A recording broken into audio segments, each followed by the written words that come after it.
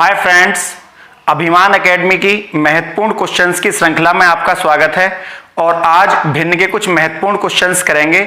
चलिए चलते हैं प्रश्न नंबर 1 पर। 999 सही 1/7 प्लस 999 सही 2/7, 999 सही 3/7 प्लस 999 सही 4/7 प्लस 999 सही 5/7 प्लस 999 सही 6/7 हो सकता है ये संख्या आगे तक भी हो। तो इस तरह के प्रश्नों को किस तरीके से हल किया जाता है।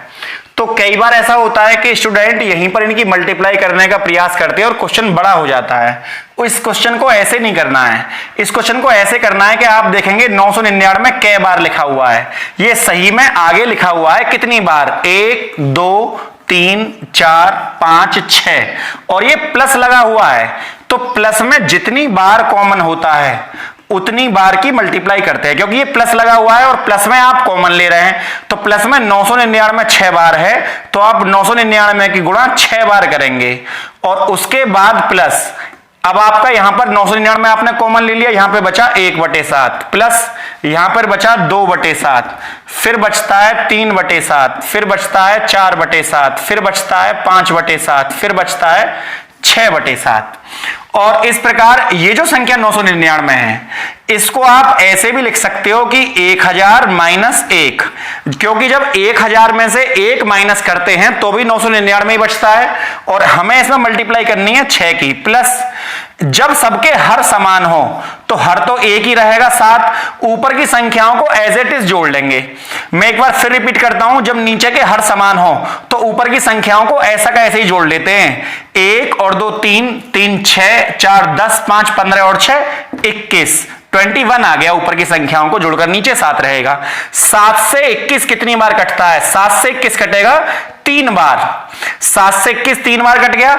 6 की गुणा आप 1000 में करेंगे 6000 माइनस, अब 6 की मल्टीप्लाई आप 1 में करेंगे 6 एकम 6, एक बार और 6 की मल्टीप्लाई इस ब्रैकेट में अंदर करेंगे आप, 6 की गुणा 1000 में करिए, 6 की गुणा 1000 में करोगे तो 6000 माइनस 6 एकम 6 प्लस 3। अब आप यहां पर देखेंगे माइनस के 6 ज्यादा हैं या प्लस के 3 ज्यादा हैं, तो सीधी सी बात है माइनस के 6 ज्यादा हैं और 3 से कितने ज्यादा हैं, 3 ज्यादा हैं। तो हम यहां पर कह सकते हैं कि 6000 में से माइनस के 3 बच गए, क्योंकि माइनस के 6 में से प्लस के 3 गए तो माइनस के 6 ज्यादा हैं तो माइनस के 3 बचेंगे और 6000 में से 3 गए तो 5997 आपका उत्तर। तो इस तरह के प्रश्नों का आप प्रयास करेंगे तो बहुत जल्दी इस क्वेश्चन को आप निकाल लेंगे। चलिए चलते हैं अगले महत्वपूर्ण क्वेश्चन पर। इस बार जो प्रश्न है वो कुछ इस तरह से है कि संख्याएं बटे में ली गई हैं और इस तरह के प्रश्न को आप किस तरीके से सॉल्व करेंगे। तो बड़ी बेसिक चीज है कि आप पहले इसके फैक्टर करेंगे और तब ये सवाल सॉल्व होगा, लेकिन आपको इस प्रश्न की ट्रिक का पता होना चाहिए इस तरह के प्रश्न को कैसे करते हैं। आप नीचे की जो संख्याएं हैं इनको क्रमागत संख्याओं में तोड़ेंगे। जैसे कि मैं तोड़ता हूं, हमने 20 को तोड़ा तो हम 20 को तोड़ेंगे 4 पंजे 20, हमें 30 को तोड़ना है, हम तोड़ेंगे 5 छंग 30, 42 को तोड़ना है 6 सत्ते 42। आप देख रहे होंगे ये सब क्रमागत संख्या है। क्रमागत का अर्थ ये होता है एक के बाद एक आने वाली, मतलब लगातार आने वाली संख्याएं क्रमागत कहलाती हैं, जो एक के बाद एक आती है। अब 30 में 5 छंग 30, 6 सत्ते 42। अगर आपको 56 तोड़ना है तो 7 अट्ठे 56, अगर आपको 72 तोड़ना है तो 8 नाम 72, 90 तोड़ना है तो 9 दुसायम 90, 110 तोड़ना है तो 10 में 11 गुणा करेंगे 110 आ जाएगा, और आपको 132 तोड़ना है तो आप 11 में 12 की गुणा करेंगे और ऊपर इनमें माइनस लगा देंगे तो क्वेश्चन थोड़ा बड़ा हो जाएगा। लेकिन आपको केवल समझाने के लिए पूरा सॉल्व किया है मैंने, वरना इतनी आवश्यकता है ही नहीं। आप केवल पहली संख्या को तोड़ेंगे, पहली संख्या 4 5, और सबसे लास्ट वाली संख्या को तोड़ेंगे, ये टूटेगी 11 और 12 बार। पहली संख्या 4 5 या 20 होते हैं और लास्ट वाली संख्या 11 में 12 की मल्टीप्लाई करेंगे तो 132 आपका आ जाएगा। तो आपको क्या करना है, इसमें सबसे पहले सबसे छोटी संख्या उठानी है। सबसे छोटी संख्या हो जाती है 1/4 और सबसे बड़ी संख्या उठानी है। सबसे बड़ी संख्या है 1/12। मैं फिर रिपीट करता हूं, 1/20 को जब आप लिखेंगे 4 गुणा 5, 4 पंजे 20, तो आपको 1/4 उठानी है और उधर आपको 1/12 उठानी है। और यदि प्लस है तो माइनस लगाना है बीच में, माइनस। और यदि माइनस होता बीच में तो आपको प्लस लगाना था, और यदि 1 माइनस 1 प्लस 1 माइनस 1 प्लस होता तो जब अलग अलग चेंज होकर आते हैं 1 प्लस 1 माइनस 1 प्लस 1 माइनस, तो जो सबसे अंतिम होता है तब वो लगाते हैं। मैं एक बार फिर रिपीट करता हूं, यदि सारे निशान प्लस के हैं, चिन्ह प्लस के हैं तो माइनस लगाएंगे, अगर सारे माइनस के हैं तो प्लस लगाएंगे, और यदि 1 माइनस 1 प्लस 1 माइनस 1 प्लस है तो जो सबसे बाद वाला होता है वो लगाते हैं। फिलहाल इस प्रश्न में प्लस लगे हुए हैं तो आपको केवल माइनस लगाना है। अब आप क्या करेंगे, 12 एकम, आप चाहो तो इसका एलसीएम भी ले सकते हो, और जिन विद्यार्थियों को एलसीएम लेना नहीं आता है वो क्रॉस मल्टीप्लाई कर लो। 12 एकम 12, 4 एकम 4 और 12 चौक 48, 12 में से 4 गए तो 8 बटे 48, 8 एकम 8, 8 6 48, 1 बटे 6 आपका उत्तर आपके सामने। चलिए इस क्वेश्चन की पुष्टि करने के लिए, इस तरह के प्रश्नों को और मजबूत करने के लिए एक क्वेश्चन और करते हैं। जैसा कि प्रश्न आपके सामने डिस्प्ले पर देख रहे होंगे आप, यहां 1/9, 1/6, 1/12, 1/20, 1/30, 1/42, 1/56, 1/72, इन सब का जोड़ करना है आपको। तो विधि वही रहेगी, लेकिन इस विधि में थोड़ा सा चेंज है।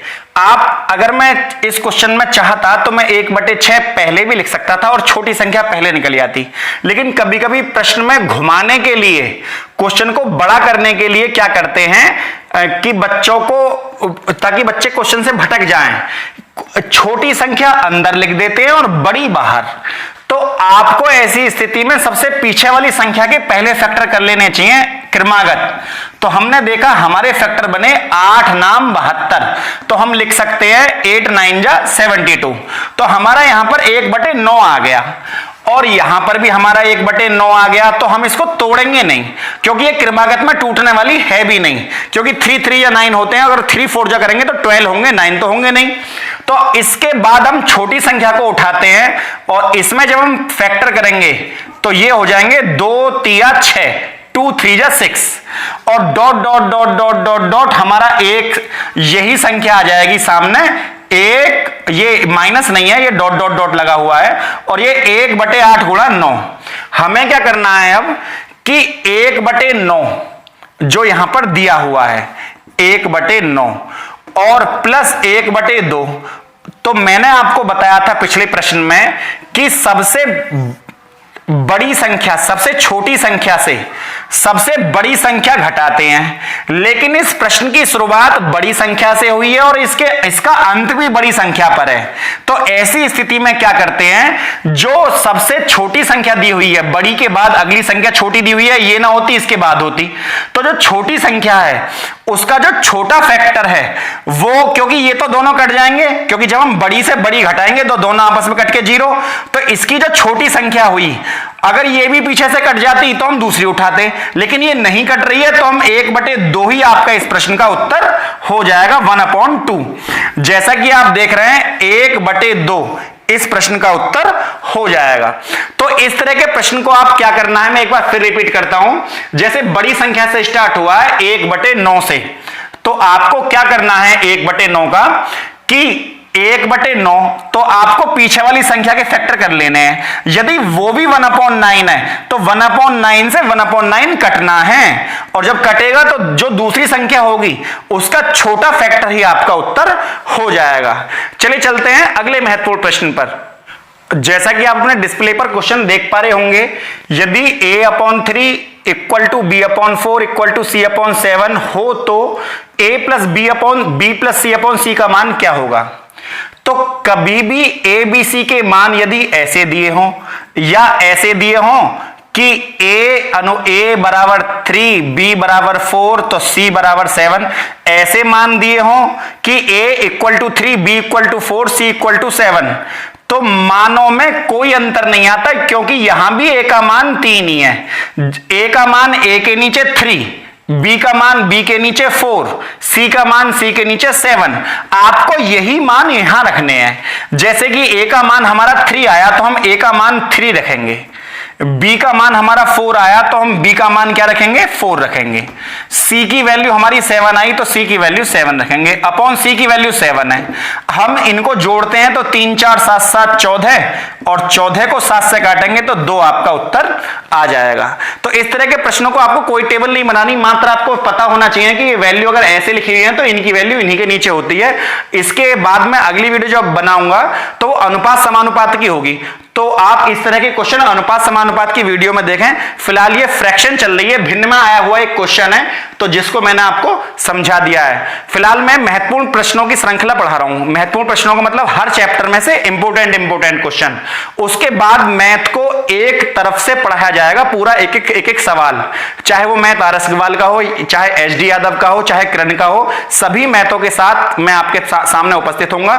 लेकिन फिलहाल हम क्या कर रहे हैं, हर एक्सरसाइज से इंपोर्टेंट क्वेश्चंस को सॉल्व कर रहे हैं हम। चलिए चलते हैं अगले प्रश्न पर। जैसा कि एक प्रश्न आप अपने सामने देख रहे होंगे, 1 + 2 अपॉन 1 + 3 अपॉन 1 + 4/7 5, तो इस तरह का प्रश्न दिया हुआ है। तो इस तरह के प्रश्न को किस तरीके से हल किया जाता है। कई बार ये क्वेश्चन सरलीकरण में भी आ जाता है, भिन्न में भी आ जाता है, दोनों का ही, क्योंकि प्रश्न सरल कीजिए दोनों का ही सवाल है, सरलीकरण में भी आता है, फ्रैक्शन में, डेसिमल्स वगैरह में भी आता है। तो ये पॉइंटों में भी लिख देते हैं, कई बार संख्या को पॉइंट में लिख देते हैं, हमको सॉल्व करनी पड़ती है वो संख्या। तो हमको क्या करना है अब इस सवाल में कि आपको तिरछी गुणा नीचे से सॉल्व करनी है। नीचे से क्या सेंस है, सबसे पहले आपको नीचे वाली संख्या सॉल्व करनी है। तो नीचे वाली जो संख्या है वो है 5 एकम 5 और 4 9। मैं फिर रिपीट करता हूं, 5 एकम 5 और 4 9/5। तो जब आप इस प्रकार लिखेंगे 5 एकम 5 4 9/5, अगली संख्या जो होगी ये एज इट इज यहां पर लिखी जाएगी 1 + 3 अपॉन ऐसे करके, और इसके जो ऊपर वाली संख्या है वो भी यहां पर ऐसे के ऐसे ही लिखी जाएगी। लेकिन पहले हम इसको सॉल्व करते हैं। 3 एकम 3 3 3 9, ये 5 चली जाएगी ऊपर। जब ये 5 ऊपर जाएगी तो यहां पर कुछ इस तरह की 5 ऊपर चलेगी, 3 नीचे। मैं फिर रिपीट करता हूं, एक बार और देखिए आप, 5 एकम 5 और 4 9, 5 एकम 5 और 4 9/5। और जब ये 3 हम यहां पर लिखते हैं तो ये आपस में कट जाती हैं।